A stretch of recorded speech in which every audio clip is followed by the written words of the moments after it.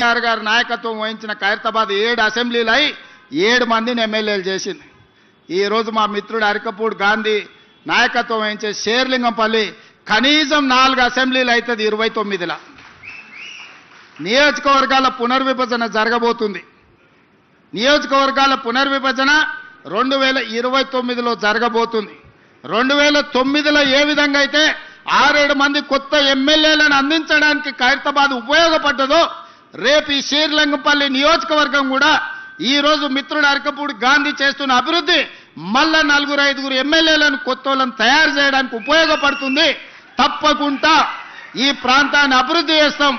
ఆనాడు అన్ని సీట్లను అరికపూడి గాంధీ గెలిపించే బాధ్యత ఆయనదే. ఎందుకంటే ఆయన అడిగిన అన్ని నిధులు ఈరోజు మేము ఇస్తున్నాం. కేసీఆర్ గారి నాయకత్వం వహించిన ఖైరతాబాద్ 7 అసెంబ్లీలు అయి 7 మందిని ఎమ్మెల్యేలు చేసింది. ఈరోజు మా మిత్రుడు అరికపూడి గాంధీ నాయకత్వం వహించే షేర్లింగంపల్లి కనీసం 4 అసెంబ్లీలు అవుతుంది 29ల. నియోజకవర్గాల పునర్విభజన జరగబోతుంది. నియోజకవర్గాల పునర్విభజన 2029లో జరగబోతుంది. 2009లో ఏ విధంగా అయితే 6-7 మంది కొత్త ఎమ్మెల్యేలను అందించడానికి ఖైరతాబాద్ ఉపయోగపడ్డదో రేపు ఈ షేర్లింగంపల్లి నియోజకవర్గం కూడా ఈరోజు మిత్రుడు అరికపూడి గాంధీ చేస్తున్న అభివృద్ధి మళ్ళా 4-5 ఎమ్మెల్యేలను కొత్తోళ్ళను తయారు చేయడానికి ఉపయోగపడుతుంది. తప్పకుండా ఈ ప్రాంతాన్ని అభివృద్ధి చేస్తాం.